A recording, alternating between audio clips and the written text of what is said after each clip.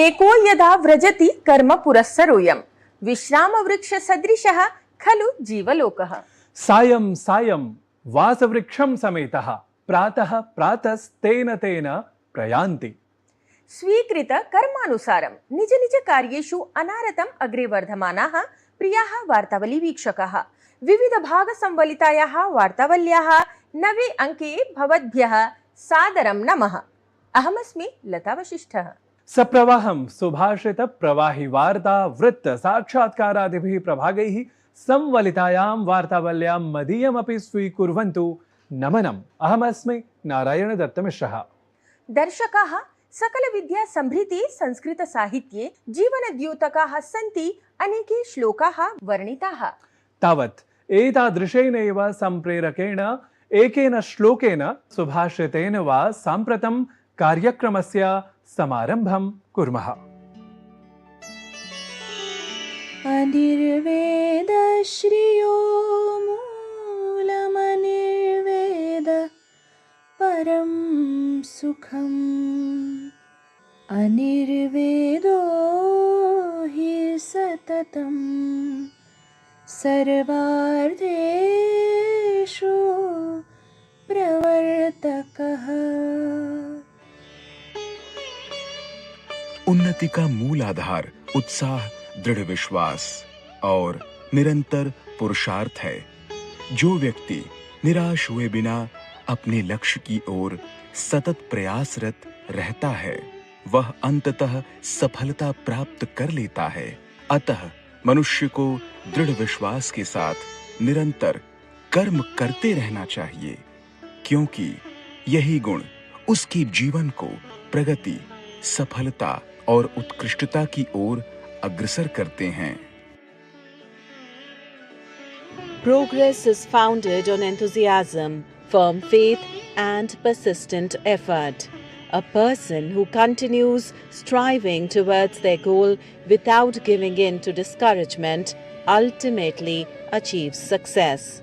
Therefore, one should keep working with unwavering faith and dedication, for these qualities lead a person toward progress, success, and excellence in life. वीक्षकाः, सुभाषितेन सम्प्रेरिताः वयं पुनरपि कार्यक्रमस्य यथा नियतं भागम् अनुसरामः। समुचितम्। अत्र अग्रिमः अस्ति नाम प्रवाहि वार्ताख्यः प्रभागः, यत्र गतसप्ताहगताः घटनाः संकलय्य प्रस्तोतुं सिद्धाः वयम्।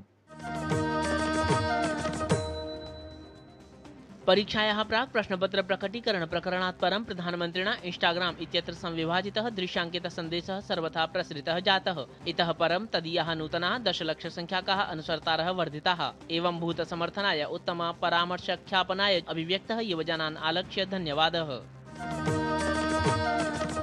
NTA इति अभिकरणे परिष्कार प्रक्रियायाः अभवत् आरम्भः। अत्रत्याः 47 अधिकारिणः जाताः पदच्युताः। अभिकरणेन सहैव तावत् पदप्रपूरणार्थं विज्ञप्तिः अपि अस्ति निष्कासिता। संसदः प्राविट् सत्रस्य प्रथमसप्ताहः कोलाहलकारणात् कार्यजातरहितः सिद्धः। तावन्नीच् इत्येतत् सम्बद्ध प्रश्नपत्र प्रकटीकरणविषये चर्चार्थं प्रशासनं सज्जम्। राष्ट्रपतिपदासीना द्रौपदी मुर्मुवर्या मोल्दोवा, नॉर्थ मैसिडोनिया, रोमानिया इति त्रयाणां यूरोपवर्तिदेशानां यात्राक्रमे तत्तद्राष्ट्रप्रमुखान् सम्मिलितवती। एतैः देशैः सह द्विपक्षस्तरीयाः सम्बन्धाः इतोपि जाताः दृढतराः। विदेशमन्त्री डॉक्टर एस जयशंकरः रशियादेशस्य विदेशमन्त्रिणं, कैनेडादेशस्य विदेशमन्त्रिपदासीनां, थाईलैण्डदेशस्य उपप्रधानमन्त्रिणं समेत्य च विभिन्नानां देशानां प्रमुखान् मिलितवान्। कलकत्ता विश्वविद्यालयस्य संस्कृत विभागेन Bhakti Vedanta international centre of excellence for Chaitanya Vaishnava studies इत्येतस्य केन्द्रस्य च संयुक्त सहयोगेन सैटेलाइट सेंटर इति केन्द्रस्य विहितः शुभारम्भः। दर्शकाः, सर्वथा पुरातनं तथापि नवीनं संस्कृतं तत्साहित्यं तच्छास्त्रं वा साम्प्रतमपि सप्रकर्षं जीवति। सर्वथा गौरवसंभृतम् आश्चर्यं परं चिन्तयति वा भवति यत् कथं हि अत्र साम्प्रतमपि संस्कृताचारः समाचर्यमाणः इति। चिन्तयामि भोः, तत्र संस्कृतविदुषां तपस्विनां साधना हि अस्ति अत्र संस्कृत साधिका। तावत् कृतभूरिश्रमाणां संस्कृतविदुषां साधनां सम्पूजयितुं सद्यः एव समाचरितं गतः कालिदास सम्मान समारोहः। कथमिव विशिष्टः सिद्धः समारोहः एषः इति सविस्तरं ज्ञातुम् अवलोकयन्तु वृत्तविशेषम् एतम्।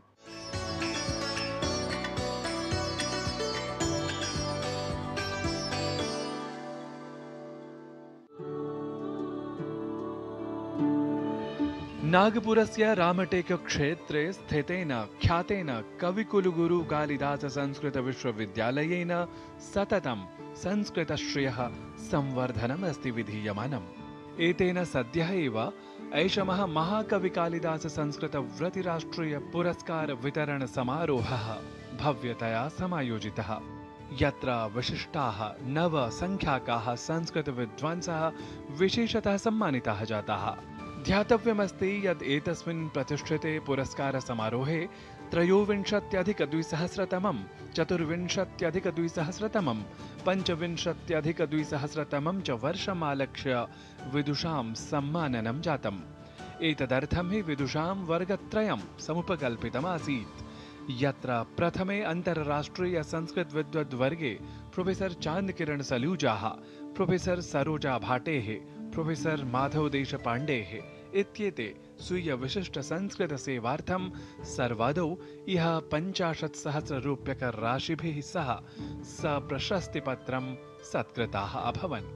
यद्यपि एतस्मिन् वर्गे पुरस्कृत विद्वत्सु अस्वस्थतावशात् यौ उपस्थितौ न जातौ, तयोः स्थाने तदीयप्रतिनिधिभ्यां पुरस्कारः एषः स्वीकृतः।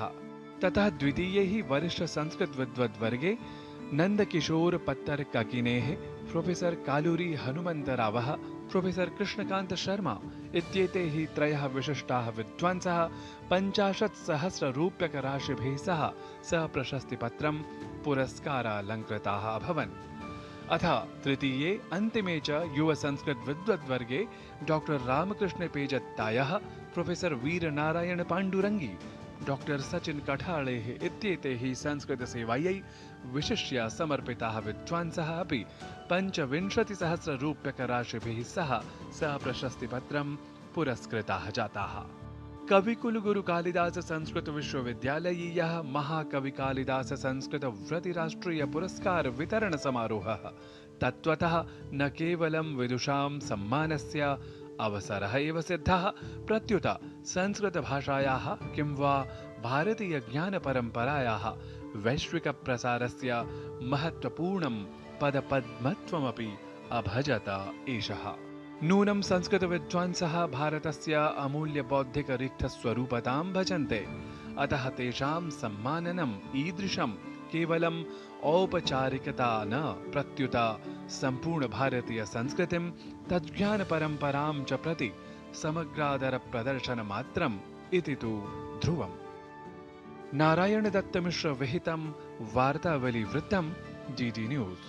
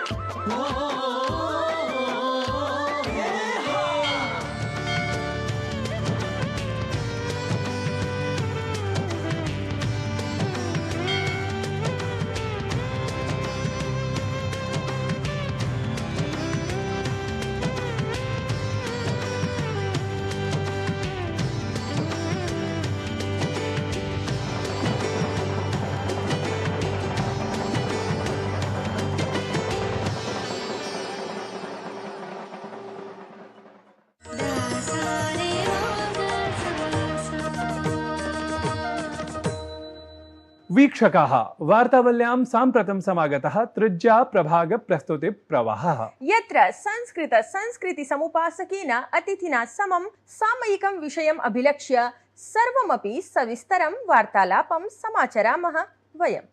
तर्हि कः अस्ति अतिथिविशेषः, कः च अस्ति अद्यतनः संवादविषयः इति सर्वमपि सविस्तरम् अवगन्तुम् अवलोकयन्तु साक्षात्काराङ्कनम् एतत्।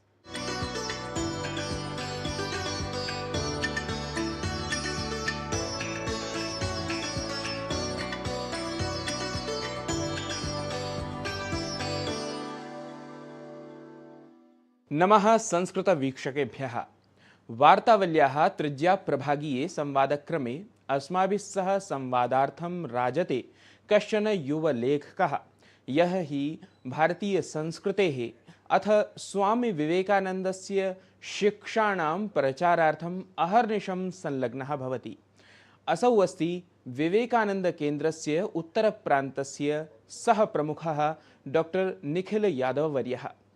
महोदय, वार्तावल्याः संवादक्रमे एतस्मिन् अहं दूरदर्शनसमाचारपक्षतः भवते हार्दिकं स्वागतं करोमि। नमो नमः। नमस्ते भैया, नमस्कार। सर्वप्रथमं वयं ज्ञातुम् इच्छामः यत् विवेकानन्दकेन्द्रं कीदृशं कार्यं करोति। वस्तुतः युवसु स्वामी विवेकानन्दशिक्षाधृतं तत्त्वं गच्छेत्, तदर्थं किम् अस्ति एतस्य केन्द्रस्य स्वरूपं? विवेकानंद केंद्र कन्याकुमारी, जहाँ जिस शिला पर स्वामी विवेकानंद ने 25, 26, 27 दिसंबर 1892 को 3 दिन 3 रात साधना करी थी, वहाँ से एक संगठन खड़ा होता है विवेकानंद केंद्र। पहले एक मेमोरियल बनता है और उसके बाद एक संगठन का उदय होता है विवेकानंद केंद्र, और उसका मूल्य कार्य है क्या, व्यक्ति निर्माण से राष्ट्रीय पुनरुत्थान। और जैसे आपने कहा क्या उसका मूल कार्य कैसे वो धरातल पे उतारता है, तो उसकी एक कार्य पद्धति है जिसके 4 आयाम हैं, जिसमें मुख्यतः है योग वर्ग, क्या समाज को योग के माध्यम से जोड़ा जाए। दूसरा संस्कार वर्ग, क्या छोटे विद्यार्थियों में संस्कार डाला जाए, कहानी, खील, गीत इनके माध्यम से। फिर केंद्र वर्ग, एक ऐसा एक्टिविटी जिससे समाज एकत्रित हो और उसके अंदर एक आत्मविश्वास और आत्मसम्मान की भावना जागृत हो। और एक स्वाध्याय वर्ग, क्या युवाओं के बीच में स्वाध्याय हो, स्वयं का भी चिंतन हो, भारतीय ग्रंथों का भी चिंतन हो। तो इन मुख्य कार्य पद्धति के माध्यम से विवेकानंद केंद्र युवाओं में जाता है। और एक दिल्ली में हम लोग अगर बात करें तो young India no thy self, कि युवा भारत अपने आप को जानो, इस कार्यक्रम के माध्यम से, चाहे वो दिल्ली विश्वविद्यालय हो या जेएनयू हो या दिल्ली के अन्य एजुकेशन इंस्टीट्यूशन हो, वहाँ पर विवेकानंद केंद्र स्वामी विवेकानंद के विचार जो मुख्यतः है क्या, एक व्यक्ति उद्देश्यपूर्ण जीवन जिए, अपने समय और ऊर्जा का सही उपयोग करे, उस कार्य को आगे बढ़ाता है young India no thy self के माध्यम से। महोदय, स्वामी विवेकानन्दाधृतं वस्तुतः भवदीयं गहनम् अध्ययनमस्ति। वस्तुतः तत्सम्बद्धानि पुस्तकानि अथ लेखान् अपि भवान् लिखितवान्। कृपया एतस्मिन् विषये विज्ञापयतु। स्वामी विवेकानंद उस कालखंड में जन्मे थे जब भारत पराधीन था, और पराधीनता की बेड़ियों से निकालने का अगर मुख्य किसी ने कार्य किया तो वो स्वामी विवेकानंद का था। उनके जीवन के 3 भाग हैं। पहला उनका जीवन, दूसरा उनकी शिक्षाएं, तीसरा उनकी शिक्षाओं के का इम्पैक्ट विभिन्न प्रकार के लोगों के ऊपर। और हम लोग देखते हैं कि चाहे वो साइंटिस्ट हों उस समय के निकोला टेस्ला, या हम देखते हैं कि अभी स्वर्गीय एपीजे अब्दुल कलाम जी, ऐसे साइंटिस्ट के ऊपर स्वामी विवेकानंद का प्रभाव रहता है। नेताजी सुभाष चंद्र बोस से लेकर बाल गंगाधर तिलक जी जैसे क्रांतिकारियों के ऊपर भी स्वामी विवेकानंद का प्रभाव रहता है। तो स्वामी विवेकानंद का प्रभाव हर प्रकार के व्यक्ति के ऊपर रहता है, लेकिन वो प्रभाव उनकी शिक्षाओं का प्रभाव था, उनके जीवन का प्रभाव था। जीवन बड़ा निर्भीक था, निडर था। कि बंगाल के कलकत्ता में जन्मा नरेंद्रनाथ दत्त कैसे श्रीमद् भगवत गीता एक हाथ में और दूसरे हाथ में कमंडलू लेकर सिर्फ और सिर्फ भारत में नहीं, उसके बाद America, England, Germany, France, Egypt, Constantinople, इतने बड़े भूभाग पर जाकर वेदांत का प्रचार प्रसार करता है। और वहाँ से ऐसे लोगों को सेवा के लिए भारत में लेके आते हैं कि अब भारत जो इतने वर्षों से पराधीन था, गुलाम था, उसके अंदर एक आत्मसम्मान और आत्मगौरव की भावना पुनः जागृत हो। और स्वामी विवेकानंद ने जब पश्चिम को वेदांत का भाव सिर्फ दर्शन सामने रखा तो उनकी बहुत सारे शिष्य, जिसमें मुख्यतः सिस्टर क्रिस्टीन कहती हैं क्या मिलियनियर और बिलियनियर जो उस समाज के लोग थे, वो श्रीमद् भगवत गीता, उपनिषद, वेद सब सुनने के लिए उनके चरणों में बैठ गए थे। सत्य। और इतना प्रभाव स्वामी विवेकानंद का रहा। वो भारत वापस आते हैं। भारत क्योंकि उस समय गुलाम था, तो स्वामी विवेकानंद कहते हैं कि हमें संगठित होकर काम करना पड़ेगा। और स्वामी विवेकानंद कहते हैं कि हमें शिक्षा को घर घर तक पहुंचाना पड़ेगा। और उसके बाद हम लोग देखते हैं वो भगिनी निवेदिता को बुलाते हैं स्त्री शिक्षा के लिए। और फिर बंगाल में, कलकत्ता में हम लोग देखते हैं पहला बहनों का स्कूल शुरू होता है भगिनी निवेदिता के और माँ शारदा के प्रयासों से। और संस्कृत के ऊपर स्वामी विवेकानंद का बहुत बड़ा स्वामी विवेकानंद ने कहा था, अगर भारत का पुनरुत्थान अगर हमें करना है तो संस्कृत भाषा को हमें पुस्तकी ज्ञान से बाहर निकालते हुए लोगों तक पहुंचाना पड़ेगा। ये ऐसा एक विशेष विज्ञान है। देखिए, उन्होंने कहा क्या, आप इंफॉर्मेशन तो किसी भी भाषा में पहुंचा सकते हैं, वो तो सूचना हो गया, लेकिन अगर वो संस्कृत में जाती है, संस्कृत भाषा में जाती है, तो उसे स्ट्रेंथ और प्रेस्टीज, स्वामी विवेकानंद ये 2 शब्द यूज करते हैं। ये एक निर्भीकता, एक निडरता व्यक्ति के अंदर से वो एक आकर्षण सा बनता है कि मैं अपनी संस्कृति से जुड़ रहा हूँ जब इस भाषा का मैं प्रयोग करता हूँ। तो ये भारत के पुनरुत्थान के लिए उन्होंने कहा। और स्वामी विवेकानंद से जब कोई कहता था कि स्वामी जी मैं आपके लिए क्या करूँ, तो स्वामी विवेकानंद कहते थे कि मेरे लिए कुछ मत करो, मेरे लिए सिर्फ एक ही चीज करो कि भारत से प्रेम करो। उपनिषदात् धृतं वस्तुतः स्वामी विवेकानन्दस्य विविधाः शिक्षाः सन्ति, ताभ्यः किमपि उद्धरणं भवान् यदि दातुम् इच्छति। जैसे हम लोग बहुत बार बात करते हैं कि स्वामी विवेकानंद ने कहा था उठो जागो और लक्ष्य प्राप्ति तक रुको मत, arise awake and stop not till the goal is reached. लेकिन ये तो कठोपनिषद से ही है कि उत्तिष्ठित जागृत प्राप्य वरानि बोधित। और वो बार बार कह रहे हैं कि नैनम छिन्दन्ति शस्त्राणि नैनम दहति पावक न चैनम क्लद्यन्ते आपो न शोष्यति मारुत।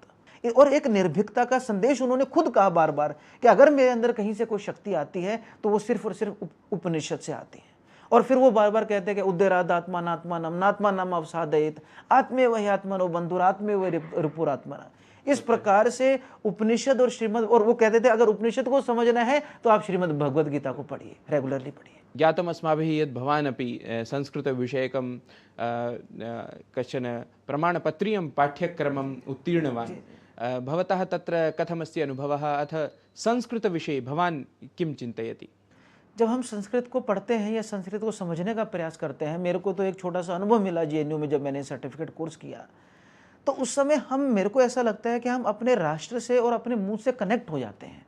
एक तो हम सिर्फ ये नहीं कहेंगे हम भाषा सीख रहे हैं, हम भारत का इतिहास भी जान रहे हैं, हम भारत के इतिहास के भी बहुत करीब आते हैं। हमारे उसमें एक विषय था क्या भाई हमारे मूल ग्रंथ क्या है, श्रुति और स्मृति में फर्क क्या है, हमने वहां से शुरू किया। वेद, उपनिषद, पुराण, श्रीमद् भगवद गीता का इंट्रोडक्शन क्या है, इन चीजों को हम समझ कह सकते हैं। उसके बाद भारतीय सभ्यता पहले थी कैसे, उस संस्कृत के हम ऐसे मूल ग्रंथों से हम लोग समझते हैं। और उस समय जैसे आजकल बहुत सारे नैरेटिव भी चलते हैं, उसमें से क्या भारतीय स्त्री का क्या महत्व था उस समय, ये भी हम वहाँ पे पढ़ते हैं। हम देखते हैं क्या हमारे कितने सारे शास्त्रों में लिखा हुआ क्या वॉरियर्स हमारे समाज से उस समय मतलब बहनें थी। अगर कोई मंत्र आपको समझना है तो आपको उसका ऋषि, देवता, छंद और स्वर वो पता होना चाहिए, नहीं तो आप उसका अर्थ का अनर्थ कर देंगे। तो ये क्लैरिटी भी हमें होनी चाहिए कि किसी भी चीज को जब हम पढ़ते हैं तो उसके पीछे पहले कोई डूज एंड डोंट्स होते हैं। तो ये बेसिक इन्फॉर्मेशन भी उस कोर्स के माध्यम से हमें मिली। वस्तुतः एतादृशे अधुनातने अहमहमिकायुते युगे यदा सर्वेषामपि समक्षं समाह्वानानि सन्ति, विशेषरूपेण यूनां समक्षं वृत्तिः भवतु अथवा वैश्विकस्पर्धा वा, वस्तुतः एतादृशे समये युवभ्यः भवान् कं संदेशं दातुम् इच्छति?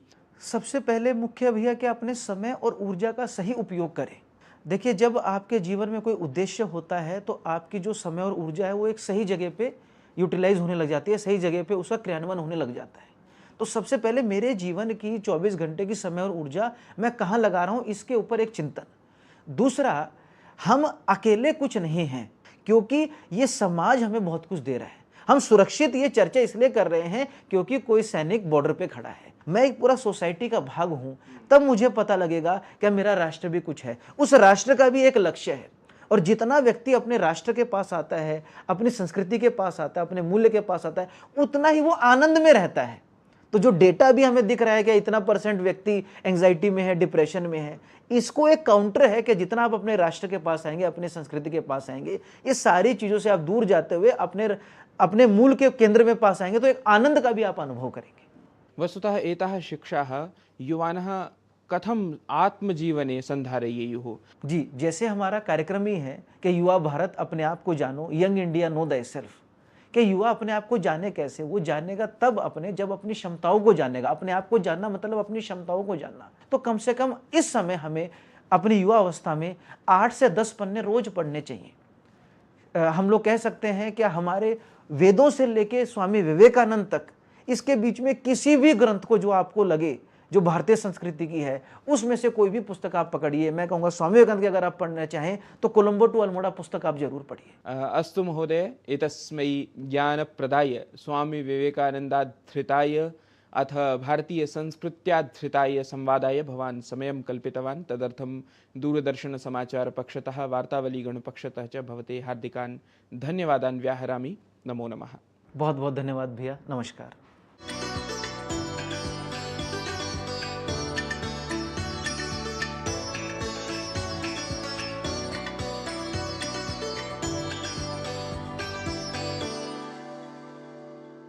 संस्कृतप्रियाः अथ सङ्गीतप्रियाः समीक्षकाः, साम्प्रतं संस्कृतसंवादः सविशेषं श्रुतः भवद्भिः। साम्प्रतं संस्कृतसङ्गीतमपि श्रोतव्यम् इति मत्वा श्रुतिमधुरगीतसमन्वितां संस्कृतसङ्गीतनिर्झरीं प्रस्तुमः।